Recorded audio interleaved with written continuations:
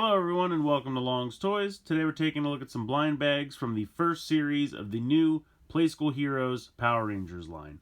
Very excited for these. As you guys know, I'm a big fan of the Playskool Heroes and also the Imaginext lines that have happened in the past.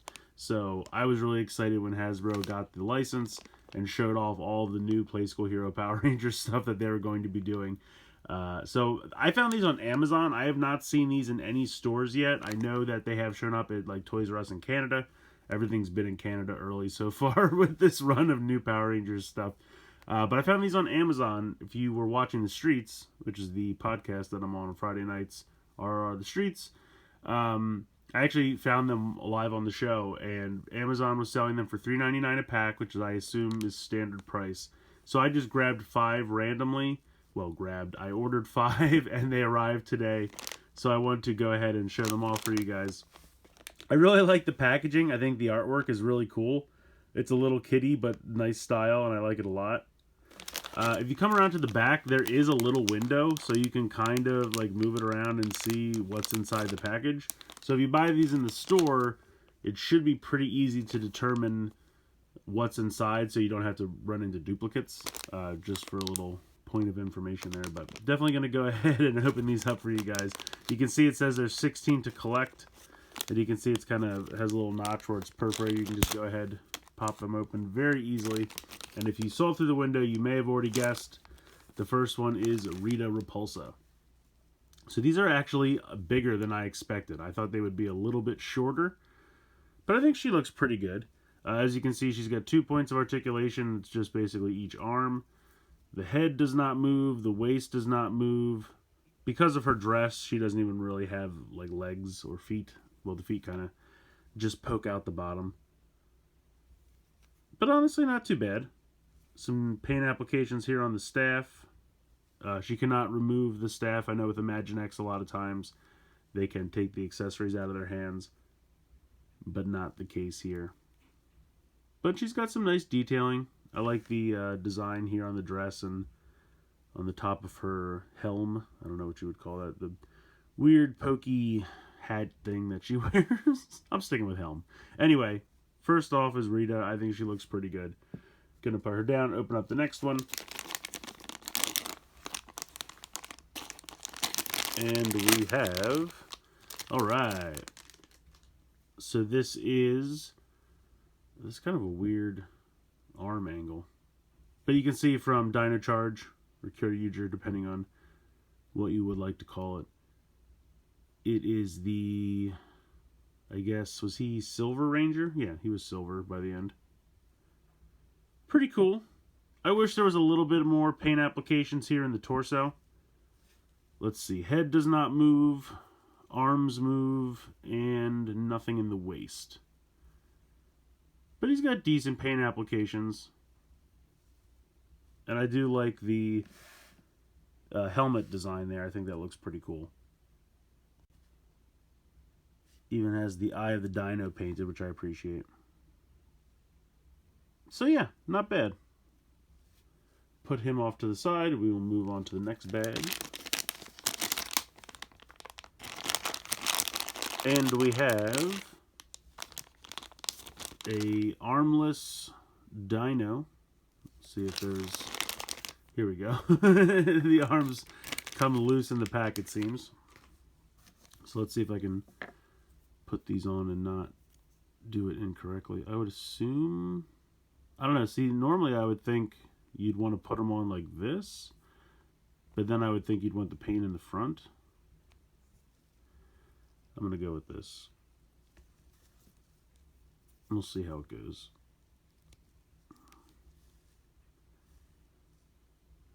So this is, I'm assuming, the Dragozord from Dino Thunder, which should be white, not really gray. But the design's neat. I think they molded it well. The paint applications are nice. Basically, you have moving wings. But unfortunately, because of the molded leg, can't really turn around all that much. So this wing is kind of stuck, but this one can kind of move around. But there's really nothing else. It's just the wings. So yeah, other than the... Well, you see, now I'm thinking maybe this is actually supposed to be from Dino Charge? I can't tell. It's either the Drago from Dino Thunder or the Pterodactyl from Dino Charge. I'm leaning more towards Dino Thunder, but I'm not 100%. Either way, the color scheme is not correct. But it's a decent looking Dino. I'm thinking it's got to be Dino Thunder. It's got to be Dino Thunder. So yeah, if it was white, I would like it more. I mean, it's not bad, but if it was white, I'd like it more. The color scheme's a little off. Next up. Oh, cool. Wild Force Yellow. Sword's bent a little bit, but I'm sure that'll bend back over time. So yeah, again, nothing but the arms.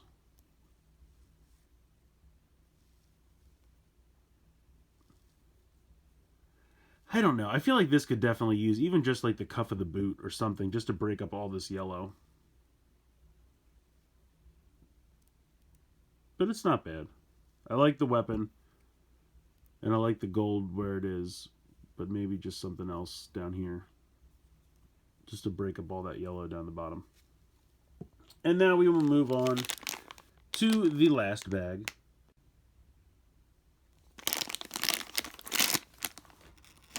And the last one is, oh, here we go, Sabertooth Tiger.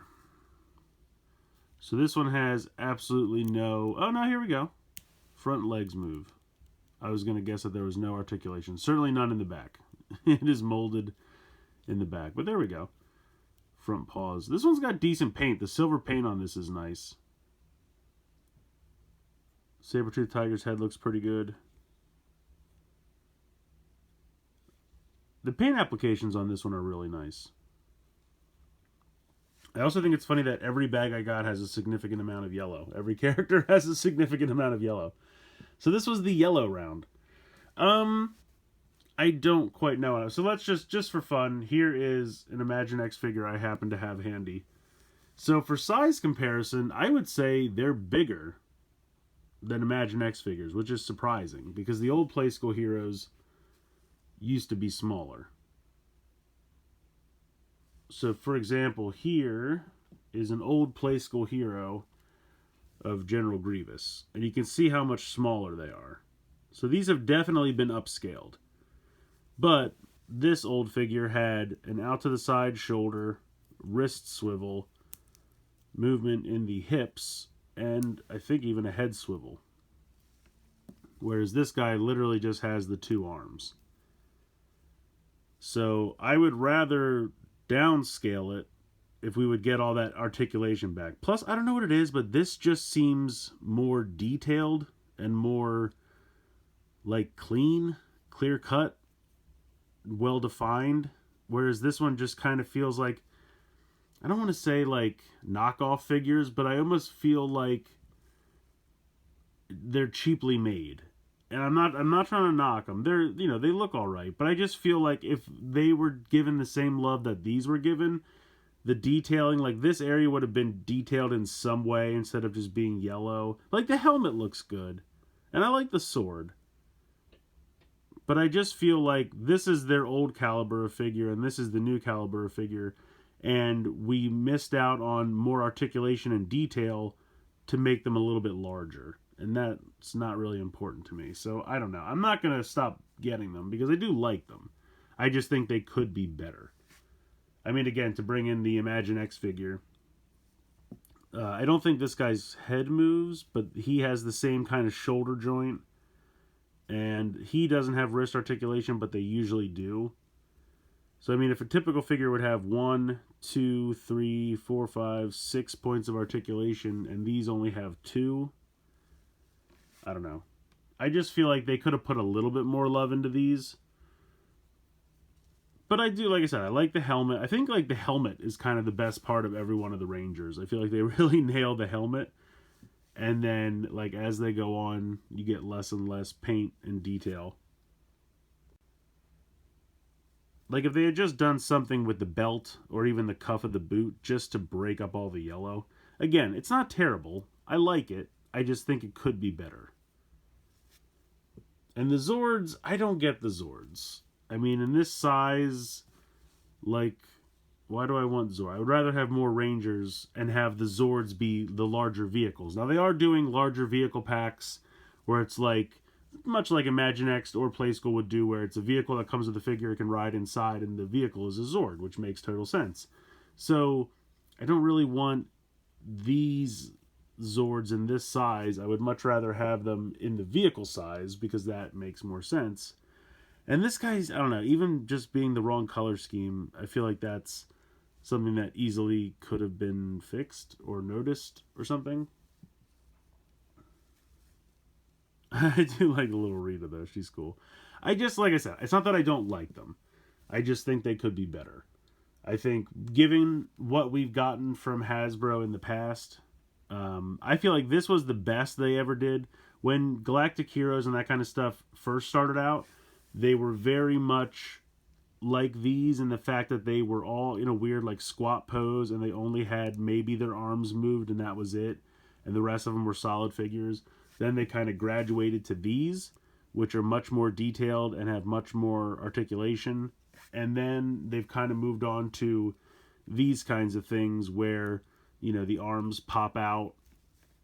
They have these weird arm pop out gimmick where you're supposed to swap the arms, and so they lost all their shoulder articulation. They still have the wrist movement, but a lot of times they have, whoops, there goes that. They have these big goofy blasters that are like hardwired into the hands, and I say that meaning I can't remove it.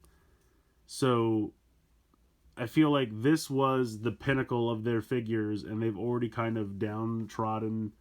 They've already downsloped to these, where they still look good, but now you've lost all shoulder articulation except for a swivel, and you still have the waist here, and then you have the wrist, and now we've kind of downsloped again to these, which, yes, they're bigger, still lost the shoulder articulation, but now you've also lost the waist articulation and the wrist swivel. So, and I think these guys still had head swivels. Yeah, they did. So it just seems like every time they come out with new figures, they backslide a little bit more and a little bit more towards the original Galactic Heroes. And I don't know, maybe they weren't making money with these. I feel like they've even stopped making these because the last one they made these for was the second, I think this was for the second Guardians, or I don't know when quite these came out, but they could have made them for Captain Marvel. They didn't. Could have made them for Ant-Man and the Wasp. I think they might have made one set for Ant-Man and the Wasp, and they just disappeared. So they kind of just stopped making these kinds of figures for Marvel and Star Wars. And then out of nowhere, these popped up, and they're fine, but they're very different from what they had been doing. And so that kind of makes me think again that they're backsliding. So I could ramble all day about this, but in conclusion, I think they're decent. I don't think they're amazing, but we'll see. Maybe over time they'll evolve and kind of go back towards what, you know, the better figures were. But it seems like those old Galactic Heroes must have been the most profitable, because that's what they're trying to get back to very slowly. Every time they kind of redesign their figures, they lose more points of articulation, more paint detail, and so on and so forth. So I wanted to give you guys a first look at these, so in case you're curious and you want to go out and find these in the stores, I guess they should be showing up in stores soon, I would think. Yeah, my verdict, they're alright. They could be better.